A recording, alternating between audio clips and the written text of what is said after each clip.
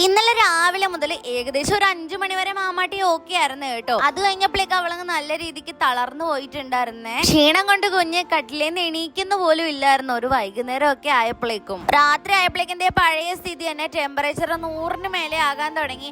അപ്പതേ നമ്മള് ഇന്നതേ രാവിലെ അവളെ പെരമ്പൂർ റെയിൽവേ ഹോസ്പിറ്റലിലേക്ക് കൊണ്ടുപോകാൻ പോവാണ് കേട്ടോ. ഹോളിഡേ ആയതുകൊണ്ട് ഒരു ഹോസ്പിറ്റലിൽ ഉണ്ടാവത്തില്ല. അവള് ഫുഡ് ഒന്നും എടുക്കാതെ വരുമ്പോൾ നമുക്ക് നല്ല ടെൻഷനാണ്. ബ്രസ്റ്റ് ഫീഡ് മാത്രമാണ്. പക്ഷെ നാളെ മുതൽ ഡ്യൂട്ടിക്ക് പോകേണ്ടതുകൊണ്ട് എന്ത് ചെയ്യുമെന്ന് അറിയാൻ പറ്റാത്തൊരവസ്ഥ. വൈറൽ ഫീവർ ആണ്, ഇതിങ്ങനെയൊക്കെ തന്നെയാണെന്നും പറഞ്ഞ് ഡോക്ടർ നമ്മളെ തിരിച്ചു വിട്ടിട്ടുണ്ടായിരുന്നേ. സെയിം മരുന്ന് തന്നെ ആയിട്ട്.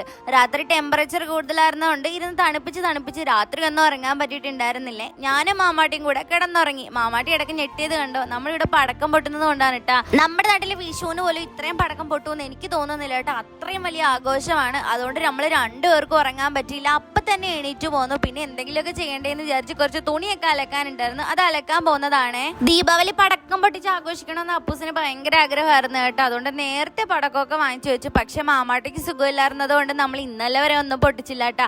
2-3 എടുത്ത് പൊട്ടിക്കാൻ നോക്കുവാണേ. ഇപ്പൊ ഞങ്ങൾ ദൂരത്ത് നിന്ന് കണ്ടു നിൽക്കുവാണ്. അവളാണെങ്കിൽ ഏത് നേരം ബാബാന്ന് പറഞ്ഞ കട്ടിലോട്ട് വിളിയാണ് കേട്ടോ, പാല് കുടിക്കാൻ വേണ്ടിയിട്ട്. കാരണം വിശക്കുന്നുണ്ടാവും. നമ്മുടെ ഫുഡ് ഒന്നും കഴിക്കുന്നില്ല. ഇന്നത്തെ ദിവസം കൃത്യമായിട്ട് പറഞ്ഞു കഴിഞ്ഞാൽ 3 സ്പൂൺ കഞ്ഞിയാണ് അവള് കുടിച്ചിട്ടുള്ളത്. ഒരു ഫ്രഷ് ജ്യൂസ് എങ്കിലും വാങ്ങിച്ചു കൊടുക്കാന്ന് വിചാരിച്ച് നമ്മൾ വെളിയിലോട്ട് ഇറങ്ങിയതാണ് കേട്ടോ. അതേ ദീപാവലി ആഘോഷം ഇവിടെ പൊട്ടിച്ചോണ്ടിരിക്കുവാണ്. പിന്നെ നമ്മുടെ കയ്യിൽ പുതിയ സ്റ്റോക്ക് ഒന്നും വന്നിട്ടില്ല കേട്ടോ. പഴയ സ്റ്റോക്ക് തന്നെയാണ് അവൈലബിൾ ആയിട്ടുള്ളത്. അപ്പൊ നിങ്ങൾക്ക് അതിൽ ഏതെങ്കിലും ഇഷ്ടപ്പെട്ടിട്ടുണ്ടെങ്കിൽ നമ്മൾ താഴെ കാണുന്ന വാട്സ്ആപ്പ് നമ്പറിൽ നിങ്ങൾക്ക് ഓർഡർ ചെയ്യാവുന്നതാണ് കേട്ടോ. നമ്മുടെ കയ്യിലുള്ള മിക്ക സാരികൾക്കും ഡിസ്കൗണ്ട് അവൈലബിൾ ആണ് കേട്ടോ. കാരണം ക്ലിയറൻസ് സെയിലാണ്. നമ്മുടെ കയ്യിലുള്ള മാലകളെല്ലാം കിട്ടിയവരെല്ലാം പറഞ്ഞാണ് കേട്ടോ, നല്ല ക്വാളിറ്റി ഉള്ള സാധനങ്ങളാണ്. നിങ്ങൾ എന്താ ഇത്ര റേറ്റ് കുറച്ച് കൊടുക്കുന്നതെന്ന് അതറിയാത്ത ഒത്തിരി പേരുണ്ട്. അവർക്ക് വേണ്ടിയിട്ടുള്ളതാണ് കേട്ടോ ഈ വീഡിയോ.